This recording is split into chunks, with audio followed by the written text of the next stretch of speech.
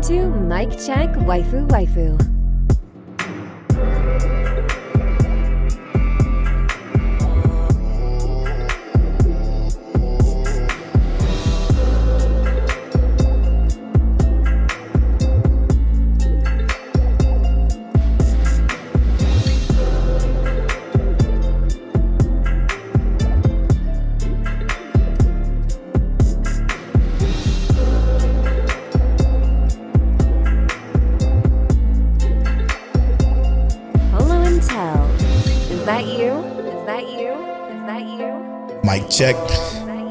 Mic check, waifu.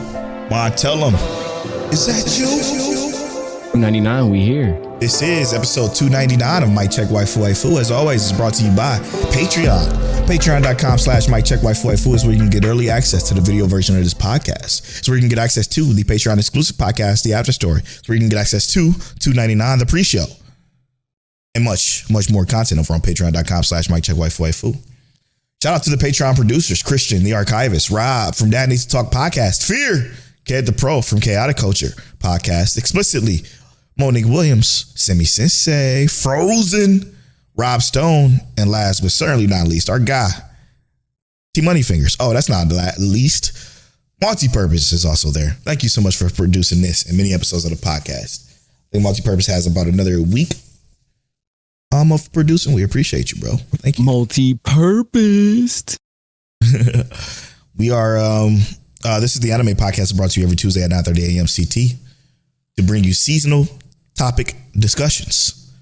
It's a nice episode for you this week. I can't wait to discuss it, but tell, what was your episode of the week this week? Apothecary Diaries. Interesting. It wasn't 2B Hero X this week. Interesting. Well, it was. Hear me out. And I only say this because I love 2B Hero X. It's 2B Hero X's episode. Same. And I loved how it transitioned. And I know we'll talk about that later. Mm-hmm. But I felt like Polo had his own bag he wanted to get into this week. So I chose Apothecary Diaries because not only did it build on everything that we've been continuously getting, but we also got more. We got so much more with the detail and even getting to see her dad in action and figuring stuff out, bro. I love it. It's just the details for me. I love it. Yeah, Apothecary Diaries is just perfection, to be honest. It hasn't veered off the 10 out of 10 ranking that we've been saying it is since the beginning of Apothecary Diaries, but it's expected greatness at this point. Yeah, for me, I'm looking here. WindBreaker. Oh, yeah. My episode of the week this week. Great episode. Actually, I thought about that one too. I ain't gonna lie to you. Fantastic episode. Great show. It just keeps getting better and better and better and better and better. And the way it deliver its character development beats top tier. Mm-hmm. Cloverworks is doing they motherfucking. I don't even know. Are they working on anything else? You saying it like they putting all everything into this episode. They put everything. Yeah, I mean they have to be, right? It's the writing, bro. Because hear me out. It has to be the writing, and obviously the animation is what is pulling through as well. Mm-hmm. But the writing is immaculate. It's immaculate. Did you know that Cloverworks is doing? I didn't even know Cloverworks did My Dress Up Darling season 1, but they're doing My Dress Up Darling season 2. Yeah, they did do season 1. No wonder why it was so pretty. Yeah, it's a beautiful show. Yeah. So yeah, they got a lot. They got actually a lot on their plate. So I'm shocked that they're even able to cook as hard as they are right now. Because they got My Dress Up Darling coming up, Black Butler, Spy Family season 3, Seven Fates Choco, which looks crazy, by the way. Oh, that's a 1 minute short, 11 minute short. I mean, oh, it's probably is crazy. Yeah, it probably is. 11 minutes worth of high quality animation. Yeah, it's probably mocapped and everything. But I digress. Anyway, so all right, let's run through this still. We're watching 2B Hero X and having a discussion as we do in our Discord. Make sure you join our Discord. discord.miccheckwaifuwaifu.com is the website. Just use that on your browser or your phone, and then you get access to our Discord. Everybody's welcome. And also make sure you subscribe to our YouTube channel, like, favorite, do all that stuff you do on YouTube, and rate the podcast on Spotify, iTunes, Google, wherever you listen to the podcast. So do that. That help us out a bit. But I digress. We're all watching To Be Hero X. We finished watching it, and we have a discussion in the Mic Check Waifu Discord forum, where there is a To Be Hero X forum where we talk about the episode. And our guy, our producer, good friend of ours, Fear, comes through with a hot take about this episode. Here we go. And that is that he didn't enjoy it because he don't like who this character. He enjoyed the episode, but he don't like who this new character is, because he says that, you know, Ling Lin is that who he said? Whoever the main character was for Ling Ling. He was just a better character, and he didn't enjoy this character as much. And I'm like, you bugging. Okay. I was going to give him antagonist, but after the conversation, we talked about it, and I'm like, I'm not going to go and give him antagonist, because I think this is what 99, maybe 98% of the anime community probably feels about this particular character that they introduced to us in To Be Hero X. And to be fair. Wait, we got to share his, we got to share his thoughts though. So Fear feels like he was just a terrible character because of see, I'm trying to get into it without spoiling it, but he was just a terrible character because he ran from his quote unquote issues, or he ran from everything essentially when it comes to like conversating with certain characters, or stuff like that. Right. It's hard to kind of talk about it without spoiling. This character think of it as a different pacing. It's how I viewed it, right? This episode had and this is to me, probably might not feel this way to Polo, had a very slice of life feel to it in my perspective.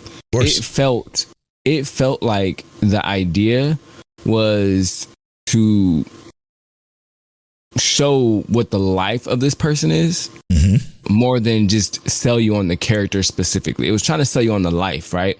And I think that's what sold the ending of the episode even more. I think so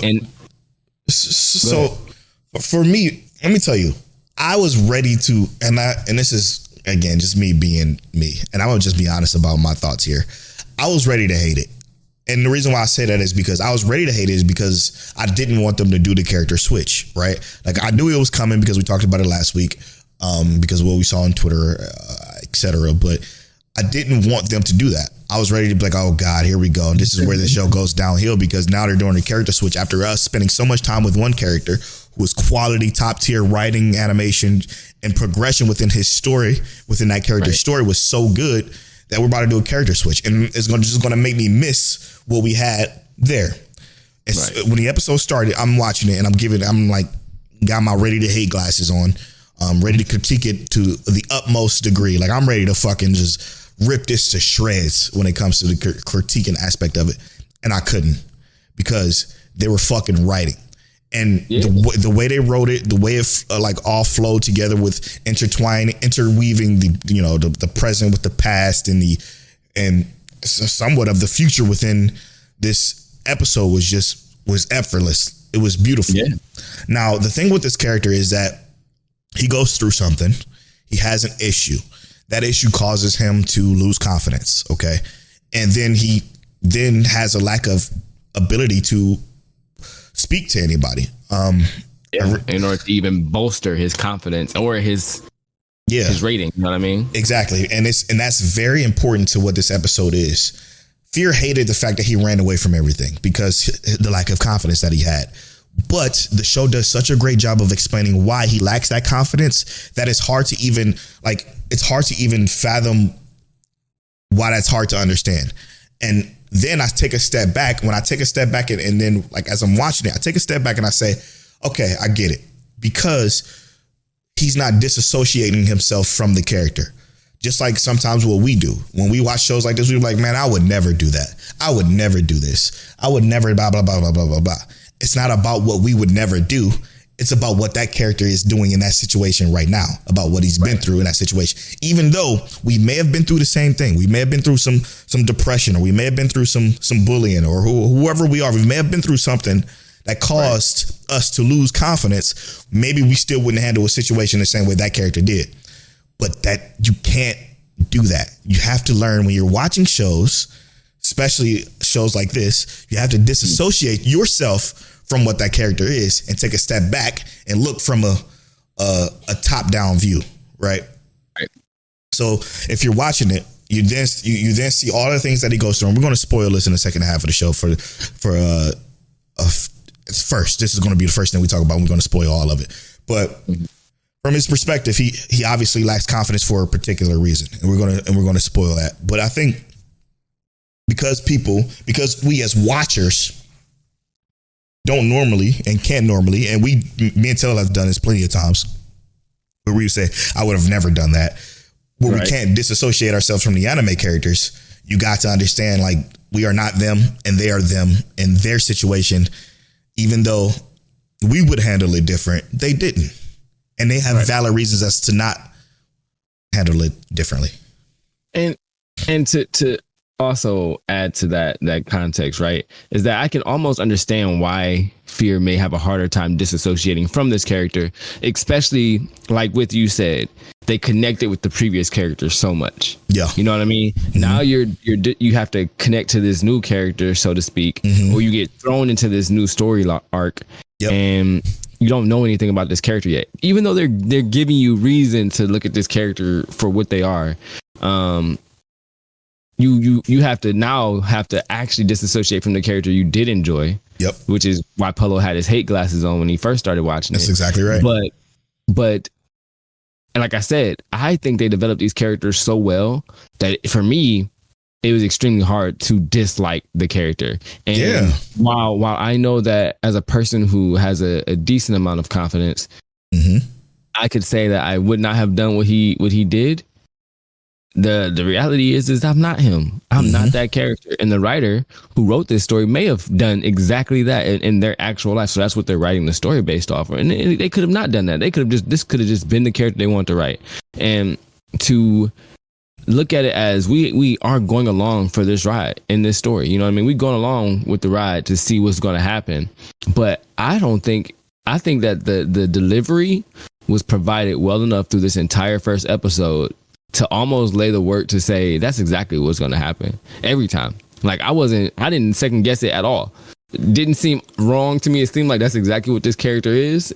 So when it happens that way, it happens. And I get it. And like I said, they built, and I'm going to talk about this specifically in spoiler, but the way they build this trust system, they give such a big, important detail about it every episode. Every single episode, the trust system has been, and hear me out, man. I ain't gonna lie to you.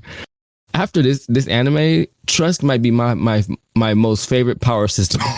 Yeah, because it's easy to understand. It's easy to wrap your head around, and it makes sense. Learning about what we learned about this episode about trust, and what we learned, and I'm gonna just be straightforward with you, is what we learned is that everybody can see your trust. Let's just make that known. Everybody can see your trust. That's a part of the main shtick of what this show is, and that's why this was so much easier to understand from that character's point of view of everything that went on within this episode. So I just want to say that we got to disassociate ourselves from these characters. Even though you were completely invested in Lin Ling, I know he was a great character he built, but guess what? He probably had more than zero. So with that alone, you know what I'm saying? Makes it a crap ton better than what we got now. So it's very important that we do that. There's a lot of times though where I've done that same thing though. What Fear is doing. It's a lot of times where we have a conversation on this show about some slice of life stuff where you would tell, would be like, yeah, but I would never do that, or you would never do. You know, but that's the reality. It's hard to disassociate with everything sometimes. You know what I mean? You can't 100%. Especially when they in their bag, you know what I mean? When the anime is like really going hard and it's really good, and I'll say this, with fighting anime, it's easy for me to disassociate with that because I already know I'm not the one fighting. Right. Slice of life, though, you know what I mean? Like, it's hard to disassociate sometimes because I'm like Clannad kicked me in the chest, bro. Mm-hmm. Every single time. So for me, I can't dissociate. I'm like, I would never do that. But then I see the wife or the door. Spoilers. I see somebody die and now I'm hurt because I couldn't dissociate. It's there now. You know what I mean? Yeah. It's if I would understand if there were no context as to why the things that he did didn't happen. Right. Because they did such a good job of writing the fact of everything in that it's hard for me to not look at fear and be like, and just honestly, objectively say like, I mean, no, it's subjective still, but you know, you're kind of wrong here. and the reason is because they gave us enough information as to validate the actions of the character. And as long as you can have reasons that are validated through logical explanation and written out well enough to make sense. And dude, so many shows don't do that well. Then I think it should get more credit than that. Right. Because just to put this into perspective, he said, hashtag this guy stinks. That's what he said. And I'm like, yo, what? Are we watching the same show?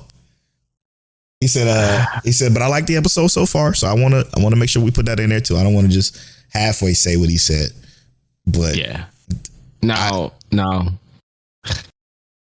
to each his own. Also, yeah, sadly, that's true. That's true. Even though we think it's absolute gas and it's been going crazy, and I was ready to hate. Yeah. You were. I wasn't ready to hate. I was just ready to. I was hoping that it continued to exceed my expectations because it did since episode 1, and I feel 100%. like even now, with the transition to a new character, it exceeded my expectations. 100%. I can't wait to get the spoiler talk. I want to talk about it for real. Me too. You gotta, and listen. I'm never gonna be afraid to admit when I don't feel okay about something. Oh shit! Sorry. Let me get that. Yeah, when I don't feel okay about something, I will not be afraid to say, listen, I'm worried. I'm concerned. Yeah. You know? Yeah. But no, it was unwarranted. It was unwarranted because this show continues to, again, exceed our expectations. Okay. Moving on, Tel. Shall we get to Log Horizon Season 2, Part 2? Yeah, bro, let's do it, man. Log Horizon Season 2, Part 2. So from 13 to 25 is what we're covering right now from Log Horizon Season 2. You can continue to listen. It's not really much to spoil here per se, but there is some main stuff to talk about. Okay. Now, let me say this. This is, and I'm going to be honest, I still love the show, but the Junior Log Horizon members part, I didn't enjoy as much as I did the rest of the show prior. While it was neat, it was cool to see them go on their solo adventures. I didn't enjoy it, but here's why. Because it felt fillery. Hear me out though. For 85% of it felt fillery. But the rest of that, and the rest of that being like small pieces that were intertwined within that fillery kind of part, was so integral to what Log Horizon is. Very important pieces. When you learn about how people is feeling about being in this world, and about how people's feeling about death in this world, and it kind of, Fear is like literally the player of the game this episode of Mic Check Waifu, but he mentioned that he never really liked Log Horizon because he felt like the characters were it was too many characters and it was too kiddie, right? It was very upbeat and happy and stuff like that. While it is, right? Like, you're in a video game, you can't, there's really, quote unquote, there's seemingly no consequences. Obviously we learn that they are, but like, I love the way it kind of intertwines the feeling of a video game, which is what it is, right? The MMO of it being a video game, and the conversations of importance of the actual consequences that is lay within being in this world. I think it was so fucking well done. Those little small, very important pieces that they put on top of the MMO bits for the Log Horizon Junior members, even though the Junior member piece was a little bit cheesy. That's another word Fear used about the show. He said that he feels the whole show is cheesy, but I think this part in particular of season 2 is very cheesy. It's very, and let's go on an adventure, and we're doing this and we're doing that, but then something important happens, and then they state something important, or some important character shows up, and it's just, I love that feeling of it. And I loved almost all of this second part of the season, and I say that because what they delivered on is continual building of the world, like you said, the mindsets of the characters that we're dealing with, and the overall end goal. You know what I mean? Like the idea of what an end goal could be. And I love it because we just came from solving a major issue, a major economic geographical issue, right? Yeah. To saying, you know what? What's the biggest issue that we're dealing with here? We've been here for almost a year. Yeah. It literally said it's been almost a year now. And we're getting to that point, and it's like, bro, the amount of stress has to build up, and we see what characters, how they deal with their stress. The idea of dying has to, and that's the other thing that you think about. As a human, we are concerned with death. What do you do when you don't have any concern for it? How would you really react? And I think it was a good take on that philosophy. How would someone... What's that? I don't think that was the major part of it. I think the major part of it was what they see when they die. No, I understand. But I'm saying is that I'm saying it was a good take on the philosophy that like they can't permanently... I see. Oh, you're talking about from the people of the land part. I see. Yeah. You're right. So, I thought it was a great perspective on that. Yeah. And then we even get to, which is crazy, getting to see that and I will say the part I did not like, I'm gonna say this before, the part I did not like, his alt character and how it was inhabited, and the detail I thought was cool, I guess, but I feel like there should have been a different kind of delivery. I feel like the way they kind of just dropped that in, it felt like an unfinished thought. So here's the thing. Because the empathium, I feel like they talked about before that scenario even happened. You know what I mean? And we're like, what is going on here? And they give us the detail that coincides with that. But it was like, that was the only underwhelming part about all of Log Horizon for me personally. So here's the part that I think most people miss when it comes to Log Horizon in this particular part, because I understand what you're saying, because it's easily missed, and I'm talking easily missed, like so easily missed. But Road 2 is his alt character, okay? His alt character. There's no alt characters in Log Horizon. Usually, period. They're only on the test server. So if you have an alt character on the test server, it's because you're extremely, extremely dedicated to the game and testing it and making it better and better and better. So the fact that she was on the test server means that because of a situation that happens to the main character, Shiro, she became activated, and then that's what led to her being formed, which is an interesting detail that is missed all the time, because being a test server character is super, super rare in this game. Yeah. And I think they were saying like only a small few have a character like that, and they have significant importance, if you will. And I think that has to do with probably what's coming in season 3. Again, I have watched 2 episodes of season 3 in my entire life. So I don't know. From here on out, I'm kind of like lost in a sauce, basically. Good. But even when they like introduced like how other characters got into the game, like the frog fake Teenage Mutant Ninja Turtle dude, like how he got dragged into the game and got stuck where he is stuck. And I think it was interesting. Even the fact that goodness, what's her name? His friend Konami. Yes.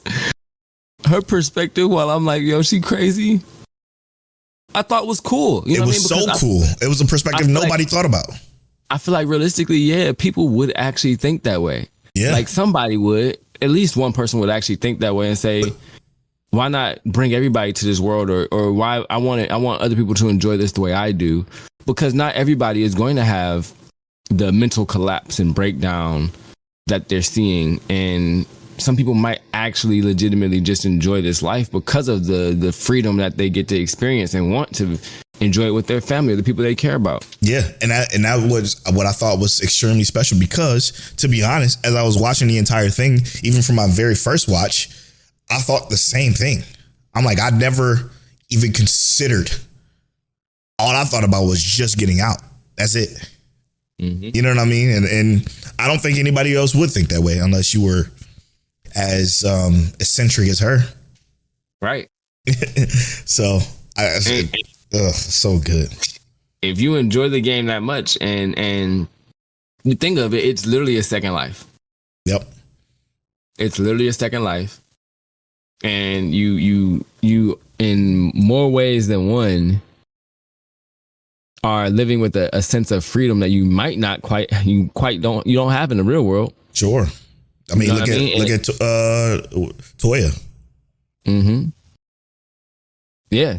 So it's like the way that the world is built upon. I feel like the characters, and hear me out. This is not a first time that I'm going to say something like this, but I feel like it's a very important thing for me to say.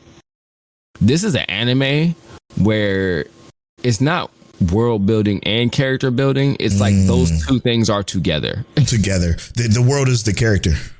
Yes, and the characters are the world. You know what I mean? It's like the whole idea of this Log Horizon video game or Guild. Where they're living. Yeah, where the entirety of these characters are. Elder Tales is the game, by the way. Yeah, Elder Tales.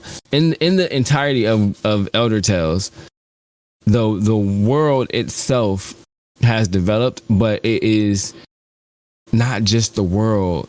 That because the world itself would have its own characterization, right? But the humans who came from our world into this game, into Elder Tales, their actions are making an impact, and vice versa. The actions of the world are making an impact on them. So the character building and the world building, to me, they coincide in this specific one, and they're both like 10s. You know what I mean? It's hard to say it's any different in this scenario. You want to know what my other favorite part was about the Junior Log Horizon mission or quest? Yeah, what was that? The fact that they touched on the fact that this is a video game where composers create the soundtrack.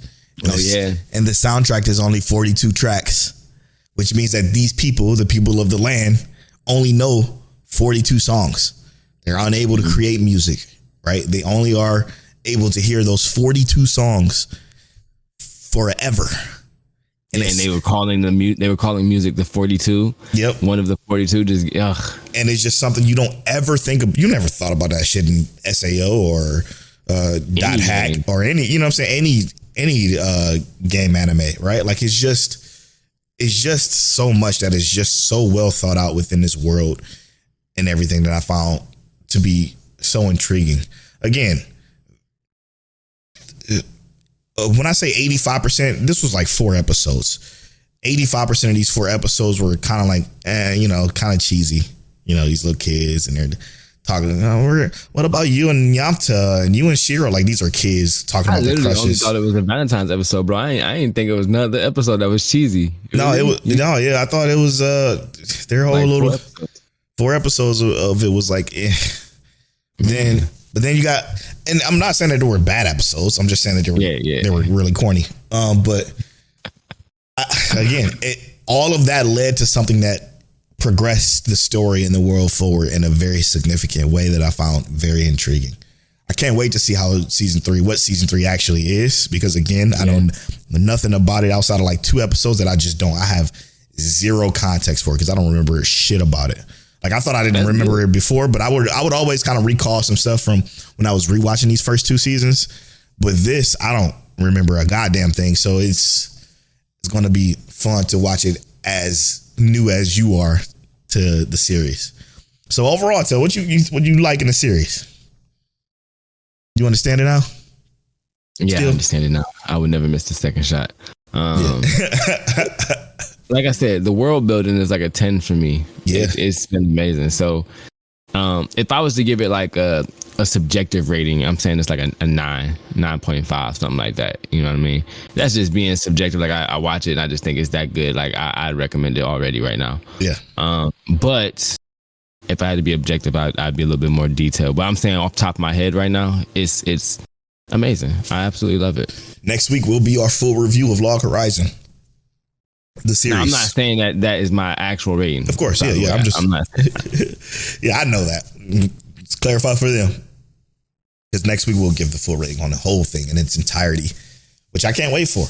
It's going to be our mid-season review, and again, it's midterms next week. So I will drop a midterms thread so you guys can give your grades on your specific shows that you're watching this season. What you think about it. Robson, you can leave your comment down below on the YouTube video as per usual. And we'll discuss that all next week alongside the review fully of Log Horizon. I can't wait to discuss this season in total, because I'm curious to see what the community think as a whole, because to be honest, this is an easy season for me. Mm-hmm. Very easy season now that I dropped, Lazarus and, shit like that. Shit that I just... You get rid of the unnecessary bulk. Yeah, exactly. So I actually looking forward to watching everything this week.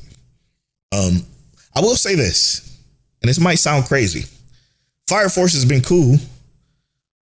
But I'm like, I don't know if it's because I binged the first 2 seasons, and I think I would prefer to have binged season 3.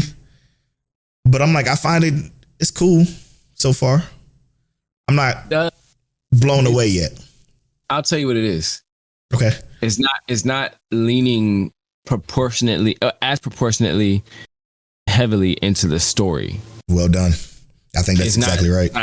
We went from just shooting hands. To now we shooting the fair ones. We running them, and that's cool. But for me, it's been 5 episodes. Yeah, we gonna get to the end of this and be like, okay, well, what was the story? We got the captain posing and stuff like that for literally until the sun start to go down, and then it's like Shinra hasn't moved this entire time. Like you literally gave us 10 minutes of watching the sun transition to go down. Yeah, Shinra ain't moved to help him at all, not even a little bit. So yeah, it's I must say it's a little disappointing. Yeah. Not that, again, that doesn't necessarily, I'm gonna speak for Ted. That doesn't mean he's saying the season is bad. It's just been disappointing to not get the continued world building and effortless plot or effortless pacing, that Fire Force has been known for through the first 2 seasons, which I do agree that, to be fair, right? Like, I think they do a good job of moving things forward, pushing things forward, including the main story. But here for 5 episodes, we've been in the same spot.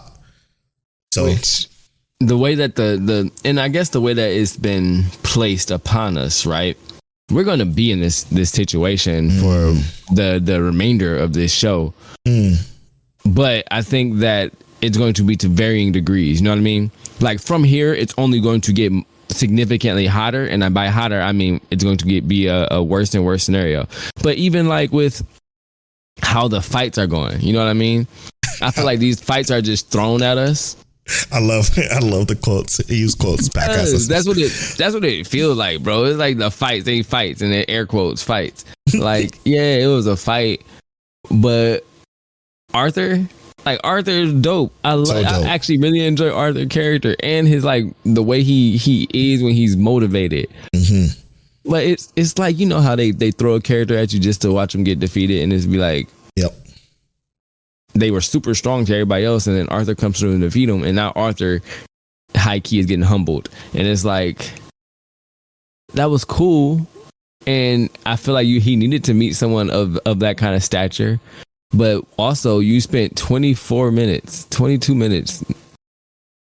with the intro and outro. What's the definition? Exactly. What's the definition of insanity? Beating your head against a wall, bro. That's exactly right. It's interesting though. It's not not bad. It's not been bad, but it has been not up to the standards or the on parness, for lack of a word I just made up, that we've become accustomed to when it comes to Fire Force. And we just watched season 1 and season 2 back to back, so it was like, yo, you go from that to then being like, this feels like what does this feel like? What's a good Dr. Stone-esque kind of like? It's not respecting our time. Yeah, a little bit. Yeah, a little bit. Not bad though. It's not as bad. I digress. Anyway. All right. Shall we get that in the nicest way possible? Yeah. Shall we get to know Mike Check Waifu? Let's do it. It's my turn to roll a random number generator. Tell turn to read the question associated with that number. The number is 16. 16. Who is your favorite anime villain?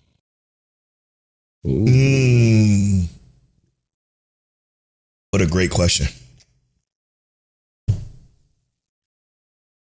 Let's do some dives into some villains. My favorite type of villain, Till. What's your favorite type of villain? Before we get into our favorite villain. A smart villain. And what do you mean by that? Elaborate, if you don't mind. If you don't mind elaborating. When I say smart, immediately I think like Aizen. I don't care if they're really good at fighting. I want a villain who actually makes the hero work for it. And I don't, like I said, I don't mean fighting. I mean, I want the villain to have a plot, a plan. If a villain is as smart as a villain in glasses, I'm with it. I'm with it. Yeah. So I have to say, I like a good antagonist that can apply a philosophical pressure. Sure. So like, I even think, like I said, Aizen, I don't think philosophically he was there. Pain, that kind of character. I think Nagato had a decent philosophy. Madara, I don't think they was right, but I'm saying I think that they had a good philosophy that made sense to the world. You know what I mean? Let me go ahead and step in on this because you get what I'm saying though, right? 100%. And this is the most mainstream we'll ever be in our anime discussion, because I think these are the perfect examples of what we both feel. I think we both have the same feeling on this particular topic. You said smart. I say with purpose. I love a villain with purpose. I can't stand a villain that I just want to destroy the world because I'm angry at the world. Can't stand a motherfucking villain like that. That doesn't mean anything. I enjoy villains that are Madara. I think and who says Madara isn't right? Madara could be right. The pain was essentially to him right. You know what I'm saying? Like you can't say that they were wrong. Is it wrong? Yes. Are they wrong? No. What's crazy to me is why are we pulling from Naruto? Because Naruto has the best villains. And I'm gonna just keep it real. I think the Naruto villains are better than both Bleach and One Piece. And I only say Bleach because Bleach only has Aizen. Why? Well, I guess they have Yawak too, but Yawak is fine. But he seems kind of like, I want to destroy the world for the world's sakes. And in One Piece, we are the villains. Yeah, exactly. Exactly. We're the villains there. So, I mean, I guess technically they're great too, but Naruto has the best villains because they have purpose and they're intelligent, like you state. I also like, it's just something about when you empathize. Yeah. When you can empathize, when you have empathy for a villain, I think that is huge when it comes to like making a good villain or having a favorite villain. Who else could I say? I'm trying to get one to come to mind, but let me see. Yeah. Because there's quite a few villains that I just enjoy. None of them are from JoJo's Bizarre Adventure. Frieza is a great villain. I disagree. I agree too. Oh, you know. Oh, you were being facetious. I hate him. For sure. I think about Envy from Full Metal Alchemist. I think about Oscalot. Yes. Great villain.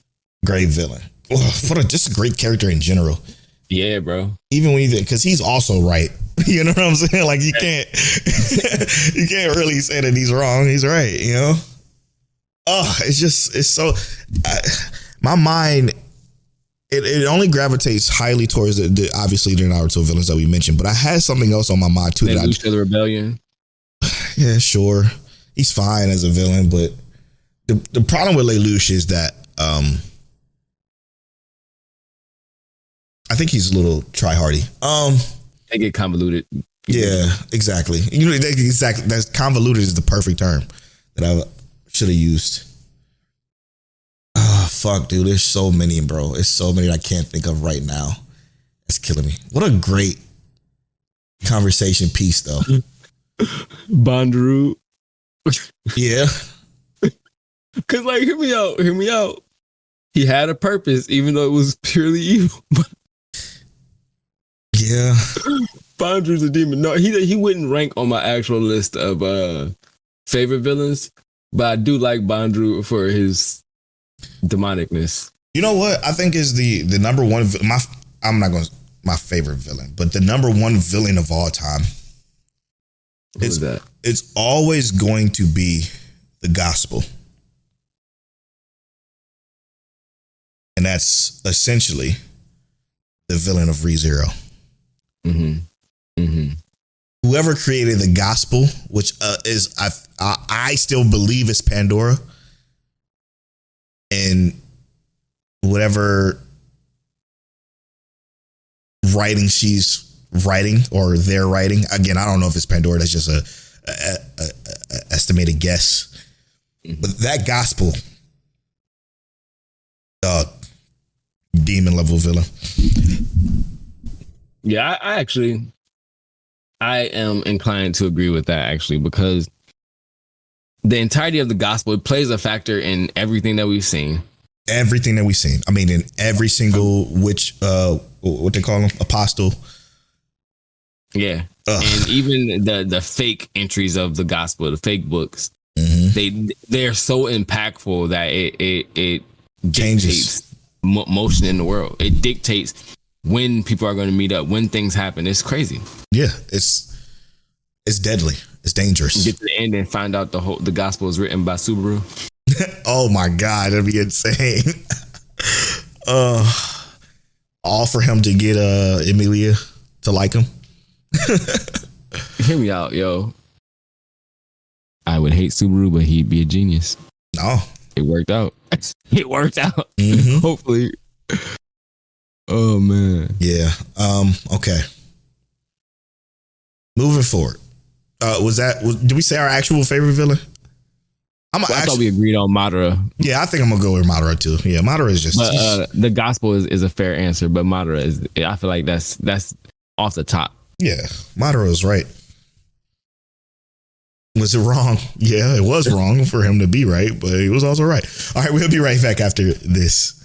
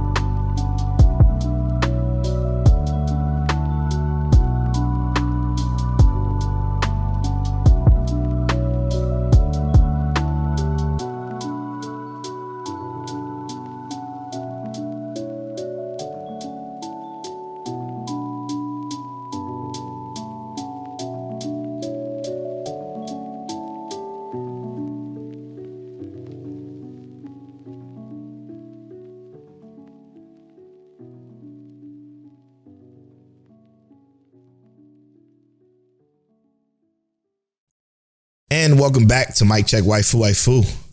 A spoil. To Be Hero X, episode 5. Bro, okay, so it's so hard to have that first half of the conversation without spoiling it. But I think if people watch To Be Hero X without spoilers, it's so much better. It's so much better that way than to have no spoilers. But now we can go into detail about what we wanted to talk about this show in particular. They put motherfucking pen to pad when it came to this character. And I loved everything about it because of the simple fact is it starts off from his past with his parents getting destroyed. Okay. Yeah. And then him coming across his favorite hero, or his favorite hero is essentially picking him up or whatever the case may be. Cool. Dope. Then it goes into showing the fact that this kid has zero trust because he was an orphan. His parents are gone. His parents are gone. They would have been the ones to trust him. They would have been the ones to trust him, bro. It is just so captivating. And because of this world, because you have zero trust and everybody can see how much trust you have, everyone can see this, you get bullied into the fucking dirt. You're treated like nothing, like shit completely. Okay? And he lived his life growing up from a fucking, basically what it looks to be a boba tea shop owner, raising him essentially, or no, that was just his job. I don't even know who raised him. We don't really know who raised him. So him getting bullied, him being growing up in an orphanage, him having no family, caused him to get bullied even more probably, to then lead to him getting a job to where it is what he considers to be childish. He's playing pretend hero because he has no trust. Like, and then you gotta think about it. It's crazy, but then you gotta think about it, right? He got raised in, because of the setup of the world, having no people to actually care for him and love him, meaning he has zero trust. Bro should have been a villain. And even though he didn't go that far, he still had he was inspired enough to want to be good and want to even pretend to be his favorite hero, Isol. And what I found the most interesting about that specifically is because they wrote him. They did. I agree with you. They put pen to pad, and I love the pacing of it. Yes. Because to me, it felt like with the type of characters this is, it was going to have to take time. And the meaning, the reason that it was going to have to take time is that we have to see this character gain confidence, and we got some of that. And by saying we got some of that, I don't mean that like he was confident at the end. I'm saying that there was a glimmer of hope for him towards the end. And the glimmer of hope being that he was able to gain trust, and the impact of how much even having one person trusting you can change your life. Going from quite literally about to be clobbered and destroyed, just like his parents got were done, he was able to turn it around because there was one person who trusted him. Yeah, like our guy Fear kept bringing up the fact that he ran away from talking to the girl and he ran away from doing this and doing that. The reason why is because this guy who clearly has it all, okay, is stepping in between him and his crush. And what do you look like when you have that much hardship going on in your life? You have that much hardship going on in your life. What do you look like while this guy is here having a conversation with you, being like, hey girl, let's go to a concert together while he's right there? Or just having a conversation in general, like a proper conversation with this guy right here. It invites for him to be quote unquote bullied even more. So to avoid it all, you avoid it all. So like what more do you want from him? And then to avoid it all, you avoid it all. And then what she does is she offers to take him to this concert, and he looks excited about it, right? He's ready to go to this concert to see Cyan. And he's like, oh shit, that's crazy because I was going to him. And then she mentions, I got the tickets from him. Boom. So now that means if he takes the tickets from him, it's probably going to be them three, which means that he's probably going to feel like a third wheel, which means that he's also going to not have confidence because he's going to be sitting there next to the girl he likes with the guy who seems to have it all. Why would I go? So I completely understand why he runs away from that too. There's reasons behind to avoid it all. He avoids it all, man. And it makes sense. It makes sense for the character. Now, the whole saving his the girl's brother, the coolest thing ever, because he doesn't ask for anything in return. He doesn't show his face to her about that. He's just because he obviously the other guy walks up, of course, but it also just shows like he's not because if he does that, he gets is the recognition he get from her real? Oh, it's because it's gonna be boastful. It's gonna be because you saved my brother, and that's pitiful. That's like a pity, a pity get, which is not something he wanted to deal with in general. It seemed, you know what I'm saying? Maybe that's just my own preconceived notion or how I viewed it. You're right. I feel like you're right. Yeah. So he just kept it moving. And then at the end, come to find out that the dude was like looking for her. He was looking for him. Exactly. Now, obviously, Iso set all this up. What do you think about that part?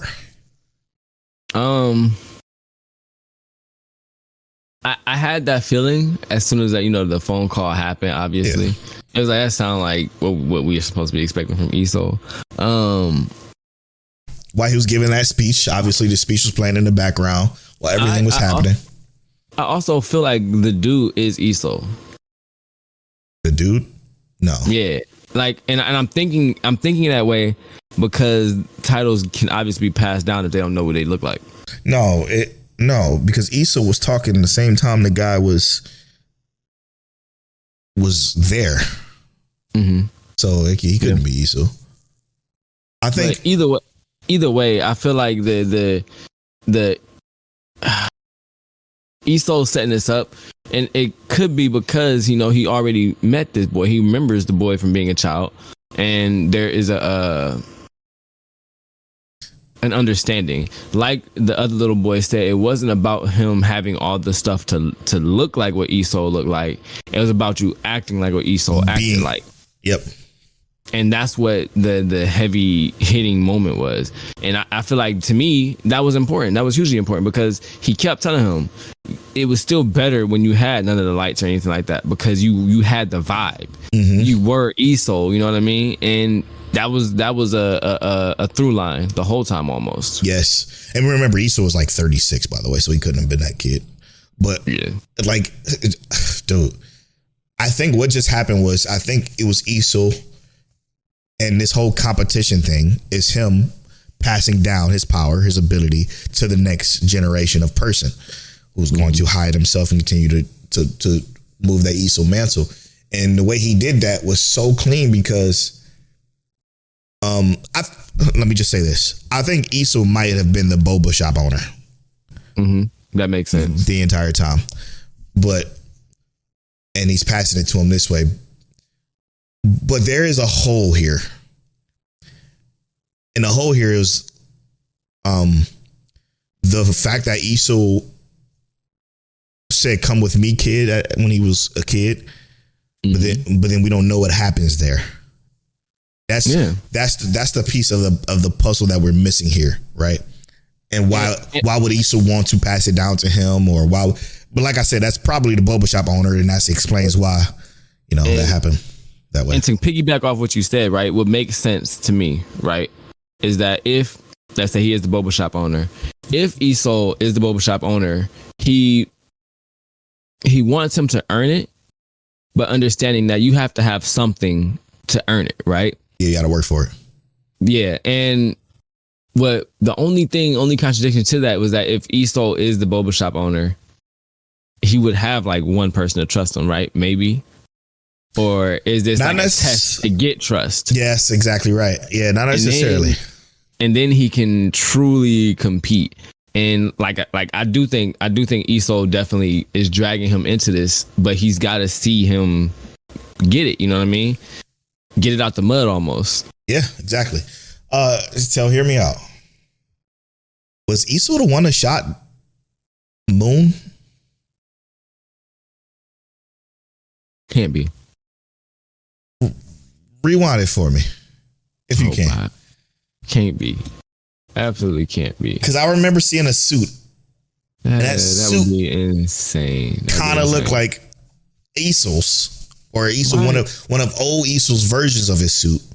But I'm not entirely sure. I just figured I'd say, let's check this just to make sure I'm not tripping, because I may have been tripping. I may be tripping. And unfortunately, I can't look it up, because if I look it up, it's going to get fucking copywritten to the ground, because it's going to play the audio through the OBS. But I'm very curious as to if this is the case. It is electric. Right? Freeze frame, enhance. Did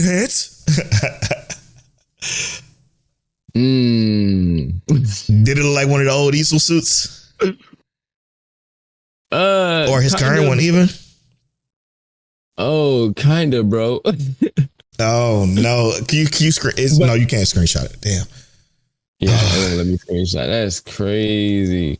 I'll tell you exactly time. 23 minutes and 29 seconds. Perfect. Episode 4.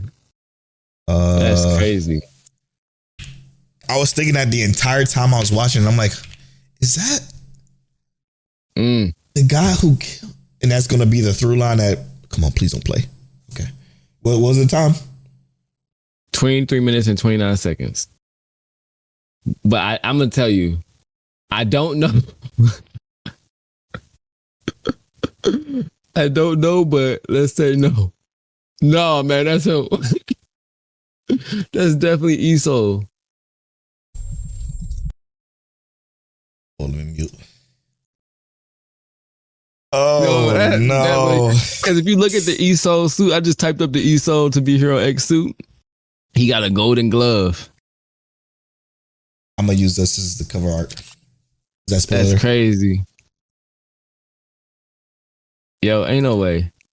I knew I wasn't tripping. You tripping for even bringing that up, bro. I knew I wasn't tripping, bro. Let me see. That's funny. That's why if you stay for spoiler talk, you just got a huge little thing there. But that also could hear me out. That could have just been a smooth little cliffhanger to get us. If that's Esau, that's Esau, bro. That looked just like a. That is just like that's Esau. Now so hear me out. That looks like a modern Esau. Yeah. What if the guy that we just watched becomes that Esau? Now Lin Ling got a beat on him. That's the through line. You know what I'm saying? My heart. I was just liking this character, bro. Yeah, me too. Because if it is him, I hate him now. You know what I'm saying? Like, there's no way. I don't care how fucking good his story is. I hate him. Yeah, because bro. we ride with Ling Ling. Oh, God. All right. Don't tell Fear. Yeah, no, Fear about to pull up. I already know. You about to pull up in the episode discussion right now. I'm telling you. 22 minutes and 29 seconds into episode 4, and it's like, nope. That's crazy. That's so fucking crazy. I'm about to put this. I'm gonna put this screenshot inside the thumbnail, but I'm gonna blur it. All right. That's so crazy. Shoshimin, bro. We got more Shoshimin. So here's my thought. And I think I said it in the Discord. But I think Osanai is the one doing this. But right now she's setting up joke with our main guy. She's setting him up to take the fall for it all. Okay. That's how I think. What do you think about that? Kabuto is his name. She's setting him up to take the fall for it all. As the arsonist. Yeah, the issue I have, though, is that, I mean, yeah. Because I'm still trying to figure out how, because the dude, what's his name? His brother is a firefighter. Urino? Yeah, his brother is a firefighter. What about that? So I feel like it points to more to him. No. His brother being a firefighter is what I think is going to lead to him unintentionally framing Kabuto as the arsonist under Osanai's undirtied hand. Yeah. Even though her hand is the dirtiest of them all, because I think she is the one setting these fires. Osanai, the undercover villain. Man. Now, because you think about it, like everything that's happening is dropping clues on purpose to lead Yurino to whoever the arsonist is, like the receipt again she just left there at this particular spot.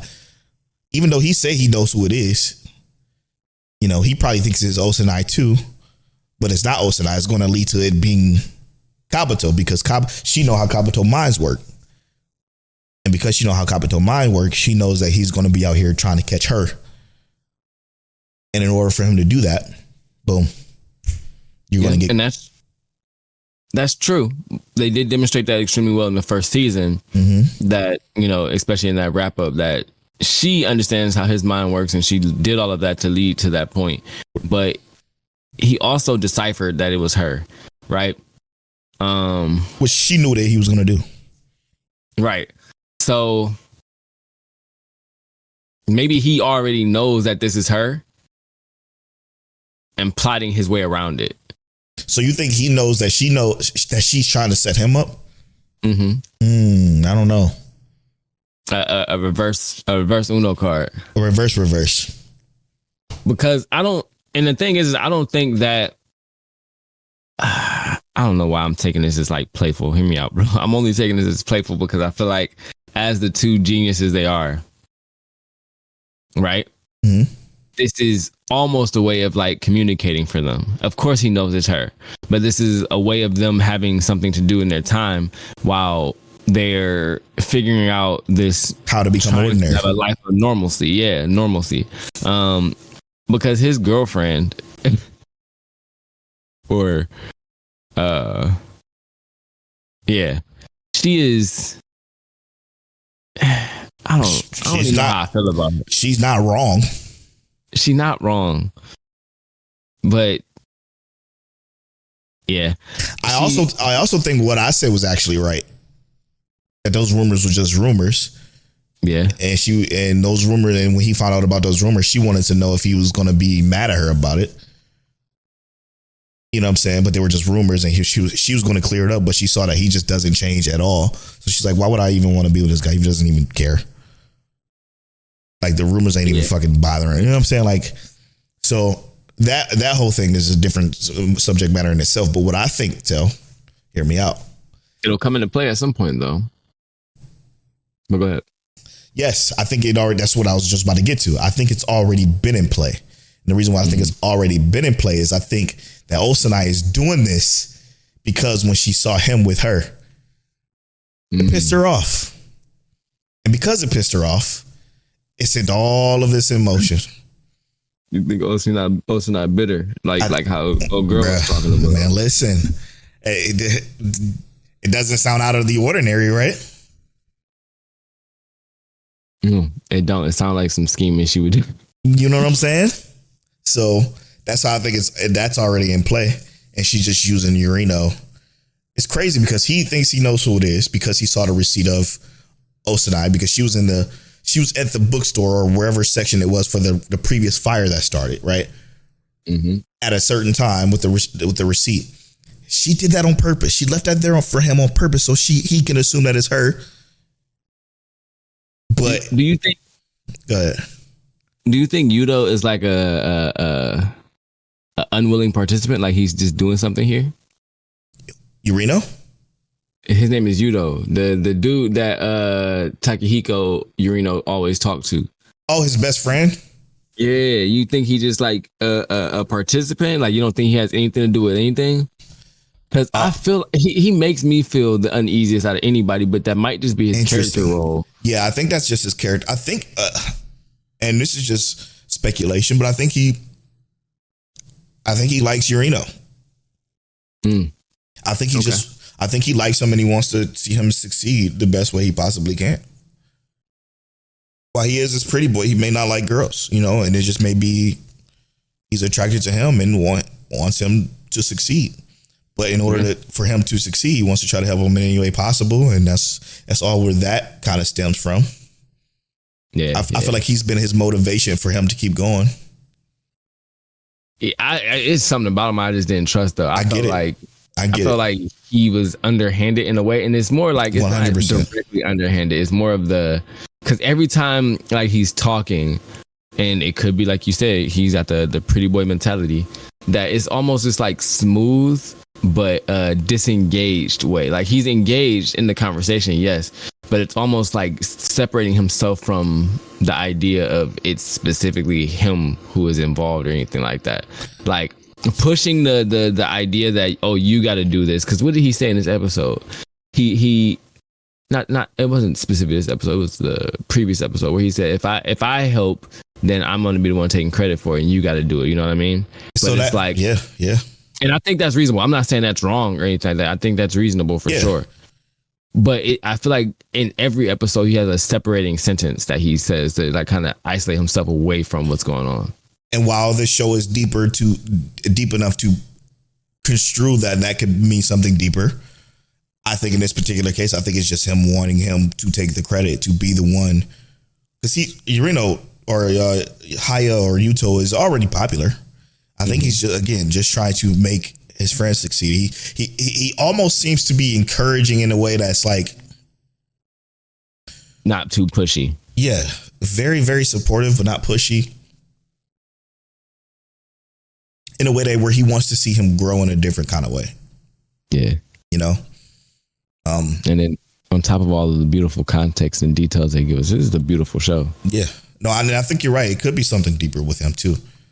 But I just can't. My mind goes to simple yet complicated. Simple being like, make it obvious, but not obvious enough. It's Osanai jealousy that's causing her to move in a way that's different in order to get Kabuto involved, in order to get Kabuto to understand that, you know, he can't become ordinary. He can't have a normal girlfriend. And I don't know. I just feel like it's all a trap to lure Kabuto out to try to catch Osanai. But while he's trying to catch Osanai, Yurino is going to catch him at the spot where the next fire is going to start. And that's going to lead to this whole more complicated thing. I could be completely wrong. If she being petty like that, I'm going to be salty. I ain't going to lie to you. Me too. I'm kind of leaning towards not liking her. But they're going to give us a reason to like her. You think so? I do. You think it's going to be enough? Wait, let me rephrase that. Let me rephrase that. Do you think there's going to be enough for me to like her? I feel like if they use it and say something crazy, like, I know I can't be normal and it's hard to be normal without you. So boom, she draws him back in with this crazy plan and say, look, we can't be separated. And they're back together doing their things, trying to pretend to be normal together.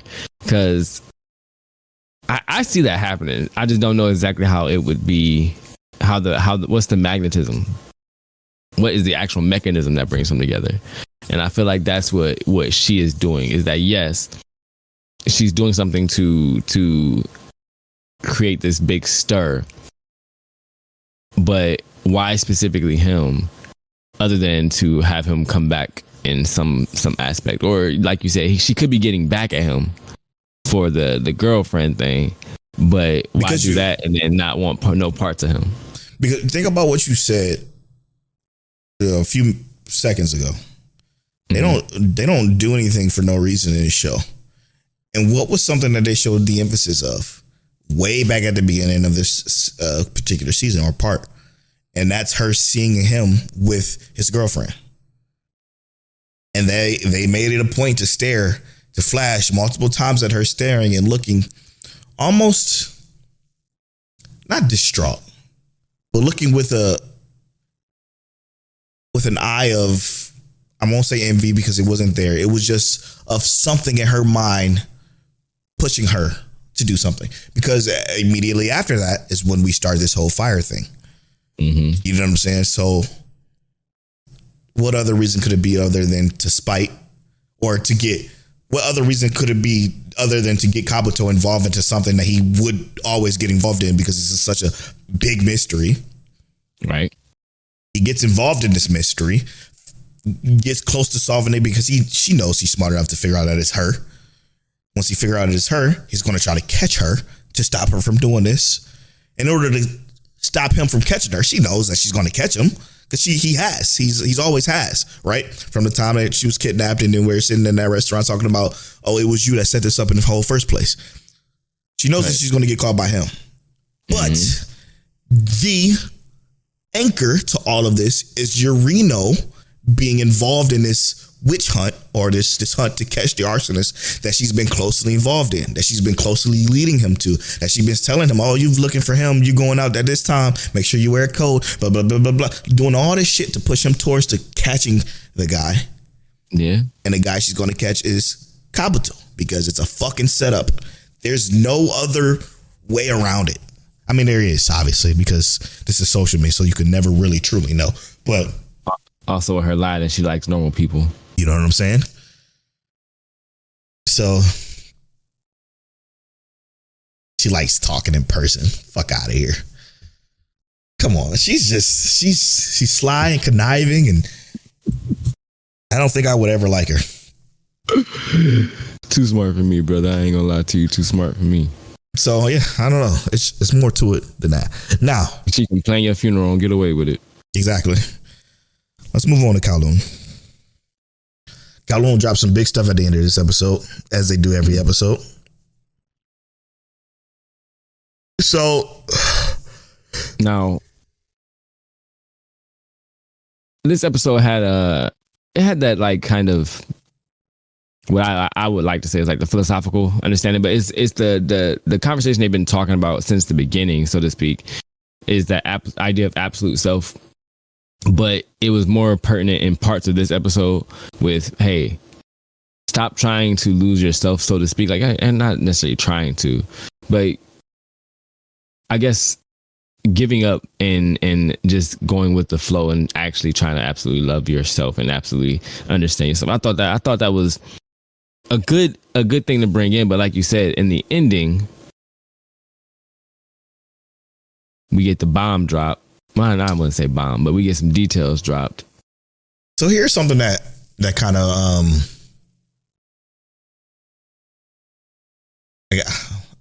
rub me the wrong way is the wrong term. It's so there's two things with this, right? Mm-hmm.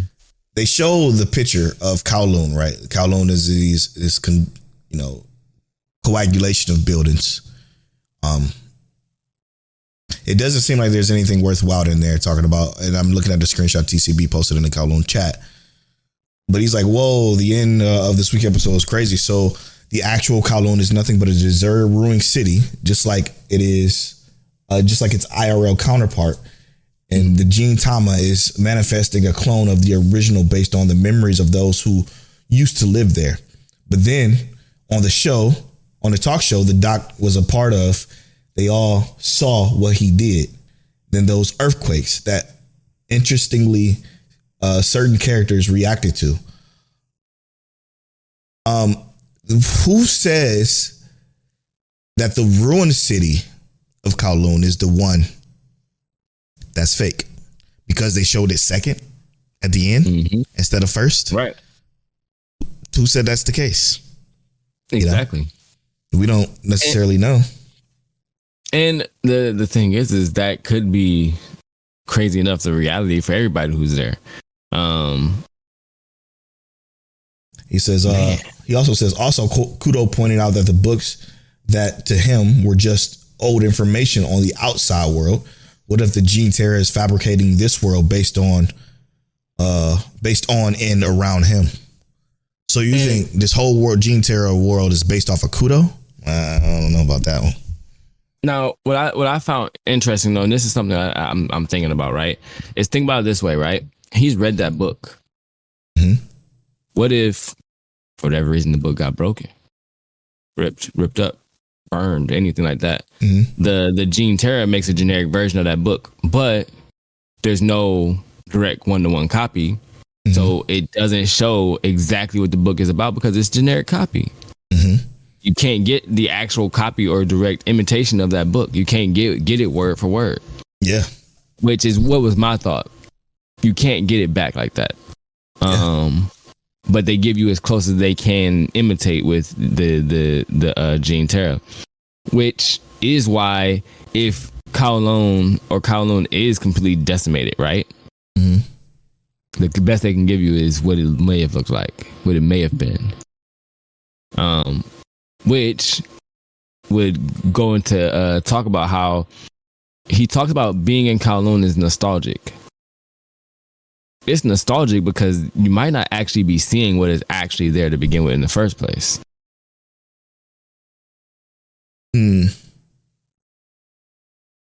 Yeah, I don't know. I think we. So looking at the pictures again, the guy that's walking towards Kowloon, mm-hmm. he's actually further away.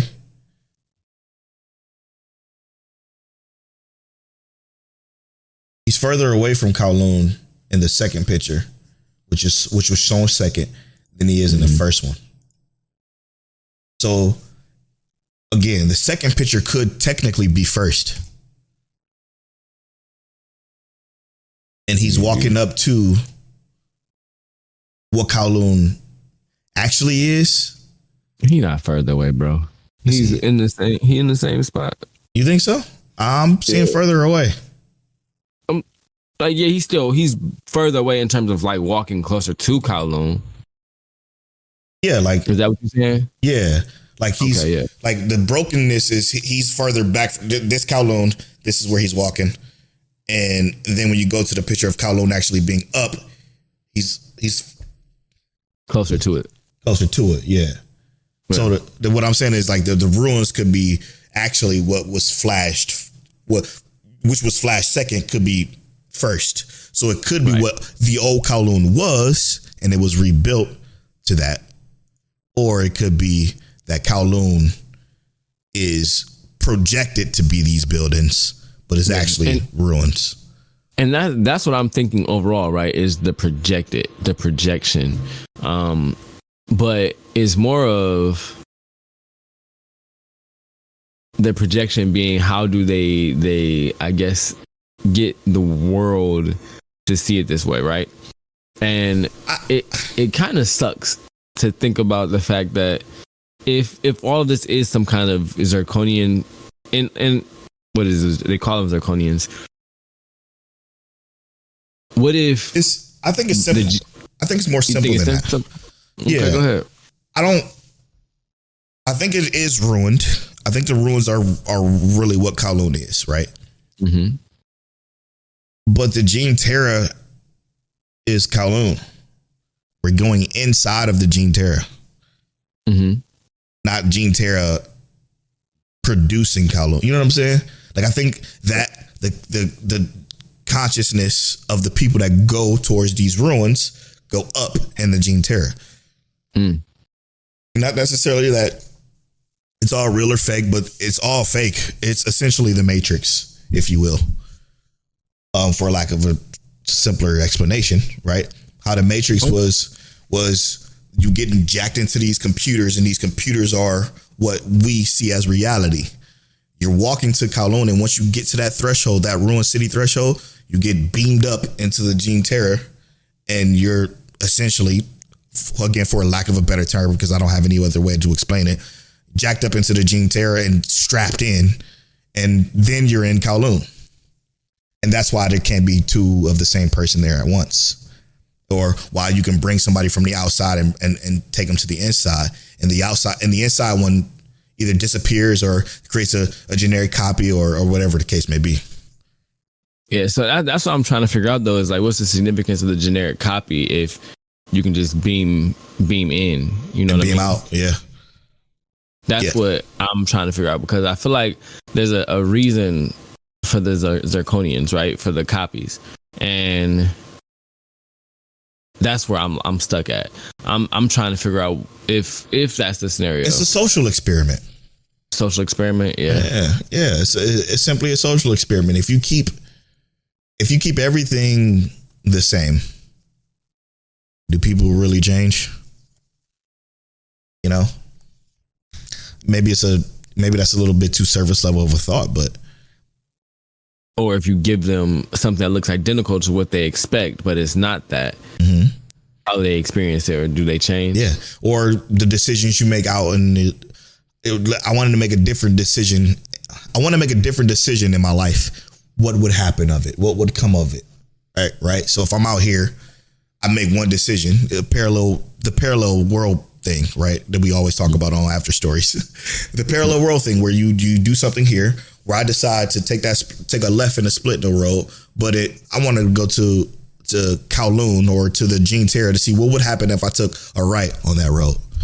Mm-hmm.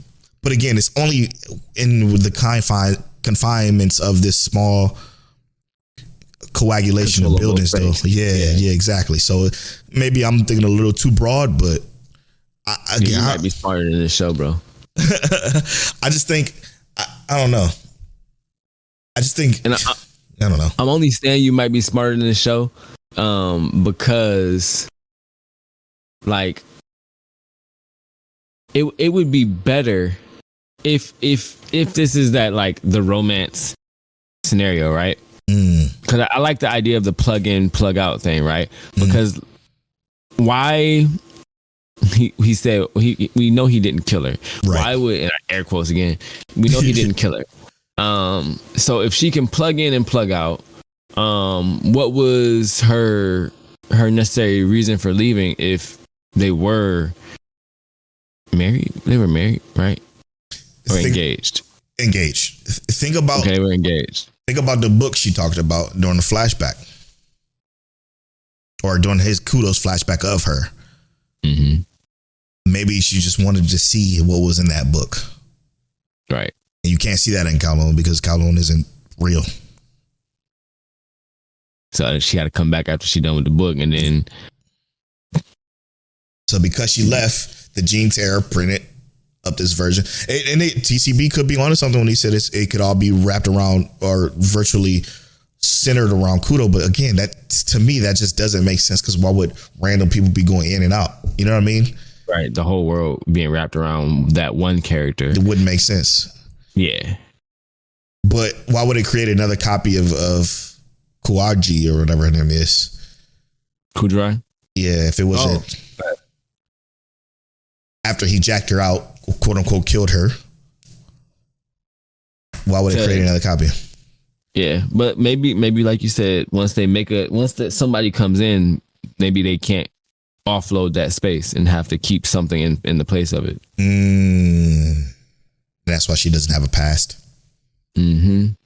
Interesting, man. I don't know. Until she comes back to that body, right? Or she comes back, and then her presence felt again. Yeah, because she was wearing glasses at the start, but her eyes got better when, out of nowhere, seemingly. We started off for her like it's just so much interesting pieces.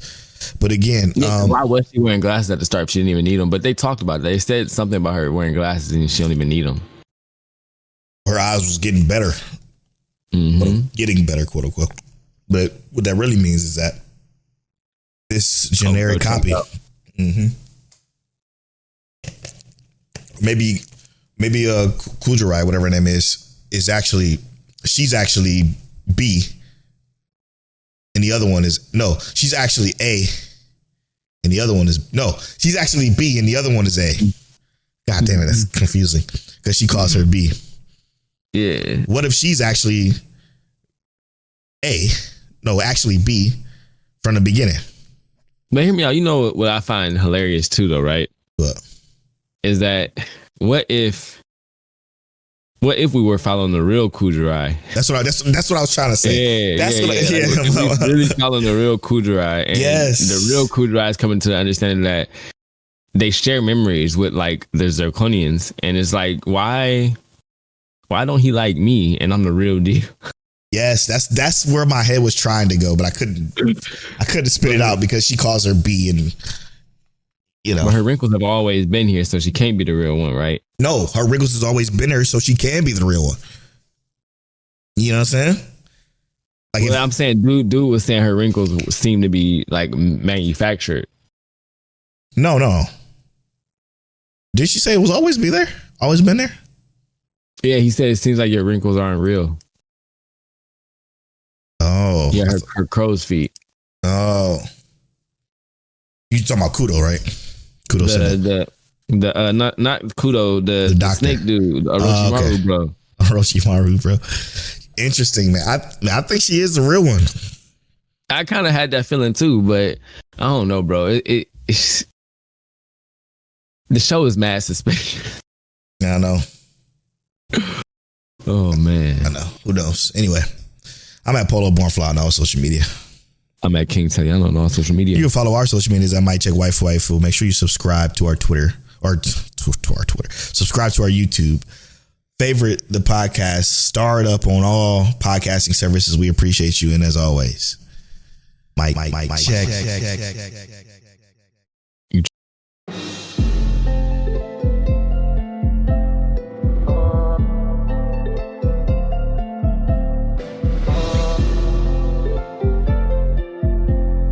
You're now tuned into Mic Check Waifu.